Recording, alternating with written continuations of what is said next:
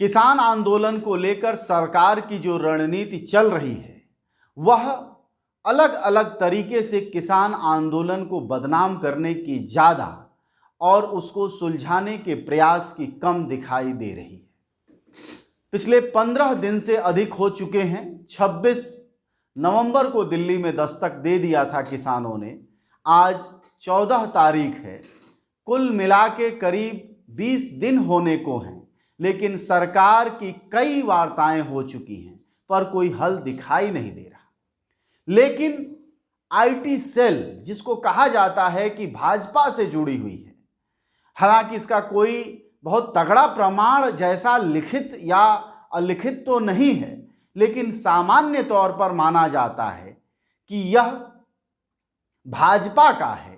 यह कुछ उसी तरह से है जैसे आरएसएस कहती है कि भाजपा हमारी पार्टी नहीं है बल्कि हम सांस्कृतिक संगठन हैं, जबकि पूरा देश और दुनिया, मतलब देश की राजनीति में पैदा हुआ हर बच्चा यह जानता है कि आरएसएस किसकी पार्टी है। उसी तरह आईटी सेल कैसा है। ऐसे में किसान आंदोलन को लेकर जो आईटी सेल की भूमिका है उसको जरूर हमको देखना और समझना चाहिए, क्योंकि उससे भाजपा का रवैया पता चलेगा और साथ ही सरकार का नजरिया भी किसान आंदोलन को लेकर बहुत साफ होगा। उसमें शक संदेह नहीं रह जाएगा। जैसे आईटी सेल का आज जो ट्वीट सबसे ज्यादा हाईलाइट है वह है खालिस्तानी नक्सली भाई भाई, खालिस्तानी वामपंथी भाई भाई। एक दिन आतंकवादी ट्रेंड कराया, एक दिन खालिस्तानी ट्रेंड कराया, एक दिन मुस्लिम कट्टरपंथी और वामपंथी और खालिस्तानी ट्रेंड कराया। यानी यह किसान आंदोलन जो सैकड़ों किलोमीटर चलकर किसान दिल्ली के दरवाजे पर बैठे हुए हैं, वह आतंकवादी हैं सरकार की निगाह में, भले न हो लेकिन आईटी सेल की निगाह में है। सरकार ने औपचारिक तौर पर ऐसी कोई घोषणा नहीं की है और न ही सरकार ने ऐसी बातें करने वालों पर कोई रोक लगाई है। अलबत्ता यह हो रहा है कि सरकार के मंत्री उपमंत्री लगातार इस आंदोलन को बदनाम करने की कोशिश करने वाली ताकतों के साथ गलबहियां करते हुए दिखाई दे रहे हैं। अगर उनकी आपको जांच पड़ताल करनी है, उनके रवैये को समझना है, तो आप सोशल मीडिया पर जाकर देख सकते हैं। आइए हम आपको कुछ तस्वीरें दिखाते हैं जिनमें आपको पता चलेगा कि असल में आईटी सेल कैसे पूरे जन आंदोलन को बर्बाद करने की कोशिश में लगा है और इसको हिंदू मुसलमान में कन्वर्ट करने की कोशिश में सर से लेकर एड़ी का जोर लगाए हुए है। जरा एक तस्वीर ये देखिए। इसमें खालिस्तानी और वामपंथी बैल का काम कर रहे हैं हल जुताई में, और हल पर जिस मुट्ठे पर हाथ रखा है इस कार्टून में वह है पाकिस्तान। यानी कहा यह जा रहा है कि दिल्ली और देश, मतलब मध्य प्रदेश, उत्तर प्रदेश, हरियाणा, पंजाब, हिमाचल, उत्तराखंड, यहां तक कि दिल्ली और इधर साउथ में जो भी किसान आंदोलन चल रहे हैं, किसानों के समर्थन में जो लोग खड़े हैं, वह पाकिस्तानी ताकतों के द्वारा खड़े कराए गए हैं। जरा सोचिए कि आप जिन भी घरों की औलादें हैं, आप जिन भी घरों के लोग हैं, क्या उनका कोई किसानी से वास्ता नहीं है? क्या आप इस बात को नहीं मानते हैं कि पिछले 30-40 सालों में अलग अलग सरकारों ने किसानी को बर्बाद किया है और हम जैसे हजारों करोड़ लोगों को इस देश में मजबूर किया है कि अपनी जगह जमीन से उजड़कर वह मजदूरी करें। यानी जहां के भी किसान अपनी खेती की बदौलत अपनी आर्थिकी संभाले हुए हैं, उनको भी बर्बाद करने की इस कोशिश में आईटी सेल सरकार के साथ यूं खड़ा है जैसे वह सरकार का कोई आतंकवादी संगठन हो। आईटी सेल की पूरी जो भूमिका है वह किसानों के लिए आतंकवादियों की तरह है। आतंकवादी ताकतें किसान आंदोलन को भले सपोर्ट करें न करें, इसमें तो संदेह हो सकता है, लेकिन सरकार के साथ जिस तरह से आईटी सेल की जो भूमिका दिखाई दे रही है वह निहायत ही किसान विरोधी है। सरकार खुद अपने मुंह से वो बातें जो नहीं बोल पा रही है, जैसे किसान यूं ही आ गए हैं, करोड़पति किसान कैसे हैं। देखिए आईटी सेल किस तरह के वीडियो जारी कर रहा है, एक बार आप देखिए। ये वीडियो में क्या दिखाई दे रहा है किसान खाना खा रहे हैं, किसान थकान दूर करने वाली मशीनों पर बैठे हैं, किसान सूखा मेवा खा रहे हैं। यह बताया जा रहा है कि ये किस तरह के किसान हैं। इसका उदाहरण हम किन किसानों से लेते हैं? क्योंकि सरकार और सरकारी लोगों और पूंजीपतियों और उनके दलालों की निगाह में एक किसान हमेशा हाथ फैलाया हुआ एक ऐसा सजीव इंसान है जो हमेशा कटोरा लिए रहता है। तो जहां भी किसान कटोरा लिए नहीं दिखाई देता है, सक्षम और संबल वाला दिखाई देता है, अगर वह सरकार की खोदी हुई सड़कों को पाटने की औकात रखता है, तो ये जो दलाल हैं आईटी सेल के, जो सरकार के ही ताकत की तरह बने हुए हैं, उन्हें हमेशा लगता है ये किसान नहीं है। जरा इस सवाल को दूसरी तरफ ले जाइए कि क्या कभी यह सवाल सरकार के नुमाइंदों से पूछा गया है?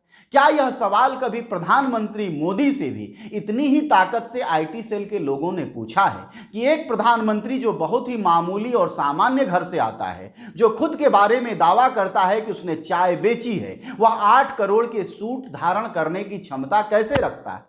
वह कैसे अरबों रुपए अपनी यात्राओं में बिना मतलब बिना वजह बर्बाद कर देता है? क्या आईटी सेल ने कभी पूछा है? क्या आईटी सेल ने यह पूछा है कि 5 साल के लिए संसद में जाने वाले सांसद एकाएक अरबपति कैसे हो जाते हैं और वह पूरे देश और दुनिया की ताकतों को कैसे खरीदने लगते हैं? क्या आईटी सेल ने यह पूछा है कि राजस्थान के विधायक हों या पंजाब के या फिर गोवा के या फिर असम के, उसको खरीदने का पैसा भाजपा के आईटीओ दफ्तर के पास कहां से आता है जो अरबों में होता है? यह किसान जो सूखा मेवा खाते दिखाई दे रहे हैं, आराम करने के लिए वह किन्हीं मशीनों पर बैठे हुए हैं या उनके यहां कंप्यूटर लगा हुआ है, इन्हें लगता है सब दरिद्र हैं। जरा कल्पना करिए कि अगर हम बिहार यूपी के लोग की खेती इतनी मजबूत होती और किसी बात पर सरकार के खिलाफ हमारे माँ बाप, हमारे परिजन, हमारे भाई बंधु, हमारे रिश्तेदार लड़ रहे होते, तो क्या हम उनकी मदद में यहां से नहीं खड़े होते? क्या हम उन्हें भूल जाते? वही ताकतें हैं जो किसानों के साथ खड़ी हैं। न्यूजीलैंड हो, कनाडा हो, अमेरिका हो या कैलिफोर्निया हो या यूके हो या दुनिया के दूसरे देश हैं जहां पंजाबी फैले हुए हैं, वो मदद दे रहे हैं। उसके अलावा क्या आप ये नहीं मानते और जानते कि पंजाबी इस देश में अपनी मेहनत और काम की बदौलत काफी मजबूत हालत में है? वह भी किसान आंदोलनों को मजबूत कर रहे हैं। ऐसे में यह सवाल कि खालिस्तानी आतंकवादी हैं, नक्सली आतंकवादी हैं, माओवादी आतंकवादी हैं, मुस्लिम आतंकवादी हैं, ये कहने से पहले यह समझना चाहिए कि जो लोग आईटी सेल के इस बात को कह रहे हैं वह खुद किस विचारधारा से आते हैं। जरा सोचिए कि कभी इन आईटी सेल जिस भी विचारधारा के समर्थक हैं, इन्होंने कभी आज तक के इतिहास में कोई छात्र आंदोलन किया? क्या कभी मजदूरों के लिए कोई लड़ाई लड़ी? क्या कोई हक दिलवाया? क्या किसानों के लिए जो हक निर्धारित हैं, एमएसपी को निर्धारित करने में भाजपा या उसके आनुषंगिक जिस संगठन की वह देन है आरएसएस की कोई भूमिका आपको पता है? अगर नहीं पता है तो जाहिर तौर पर यह जन आंदोलनों यानी लोगों की इच्छाओं के हिसाब से लोकतंत्र में जो आंदोलन खड़े होते हैं उसको बदनाम करने की ये हर कोशिश करेंगे, क्योंकि यह मेहनत करने वालों के साथ, मजूरी करने वालों के साथ, खून पसीना बहाने वालों के साथ नहीं खड़े हैं।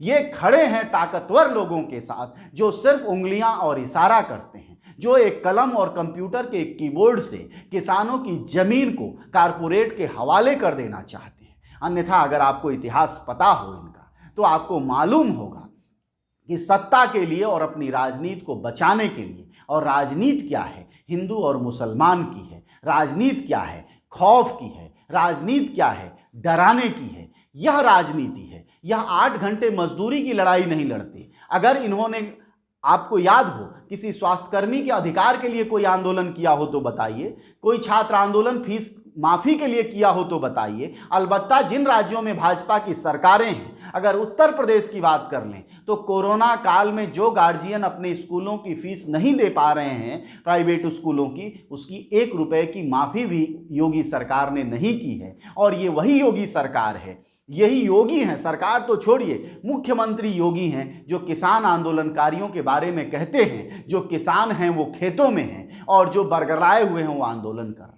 जरा सोचिए, ये देश के सबसे बड़े राज्य और सबसे ज्यादा सांसद और विधायक देने वाले राज्य के मुख्यमंत्री का बयान है, जो कि सीधे आरएसएस से आते हैं, जो कि आरएसएस की पौध से ही सींचे गए हैं, जो खुद हिंदू युवा वाहिनी और इस तरह के संगठनों के नाभिनालबद्ध जुड़े हुए हैं। यानी बहुत साफ है कि जो मुख्यमंत्री इन धरातल से आ रहा है उसको किसान आतंकवादी और छात्र टुकड़े टुकड़े गैंग का सदस्य दिखाई देता है, सिर्फ इसलिए क्योंकि यह अधिकार दिलाने की परंपरा से नहीं आते, फसाद कराने की परंपरा से आते हैं। यह हक हासिल करने की परंपरा से नहीं आते, यह दंगा कराने की परंपरा से आते हैं। आप याद रखिए, यह किसी भी स्तर पर अपने देश को बेच देने की परंपरा से आते हैं, कारपोरेट को किसानों के खेत दे देने की परंपरा से आते हैं, क्योंकि इतिहास में लड़के संघर्ष करके जो अधिकार हासिल किया है भारत की जनता ने, वह हासिल में इन संगठनों की एक मिट्टी, एक नींव, एक हाथ का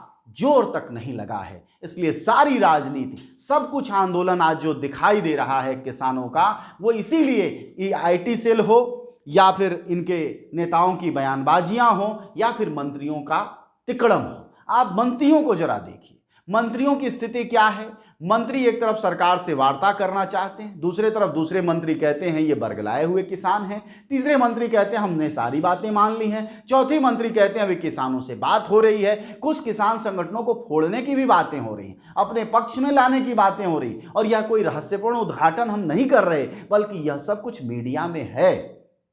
हम सिर्फ यह बताने की आपसे कोशिश कर रहे हैं कि जो ताकतें किसानों के आंदोलनों को आतंकवादी बता रही हैं, उन किसानों की एक बड़ी हिस्सेदारी सैनिकों की है। आप चले जाइए उन बॉर्डर पर बैठे हुए बुजुर्ग दाढ़ी वालों से पूछिए, तो कोई किसी ग्रेड में है रहा सेना के, कभी कोई सीआईएसएफ में, सीआरपीएफ में, पुलिस में रहा है। और ये सब वो लोग हैं जिन्होंने अपने परिवारों की शहादतें दी हैं सीमाओं पर, जिन्होंने अपने परिवारों को इस देश को बचाने के लिए आहूत कर दिया है, जिन्होंने इस मिट्टी और जमीन की संप्रभुता को बचाने के लिए अपनी एक नहीं कई कई पीढ़ियां दांव पर लगाई हैं और खुशी खुशी लगाई हैं। उनको हमारे ये सत्ताधारी आईटी सेल वाले सरकार के मंत्री बदजुबानी से हल कर रहे हैं। जानते हैं किसके भरोसे? सिर्फ आपके भरोसे। उन्हें लगता है कि आप बकलोल श्रीधरन हैं, आप में वह बुद्धि और विवेक नहीं है, आप कुछ समझते नहीं हैं। जो आपको समझाया जाता है आप समझ लेते हैं।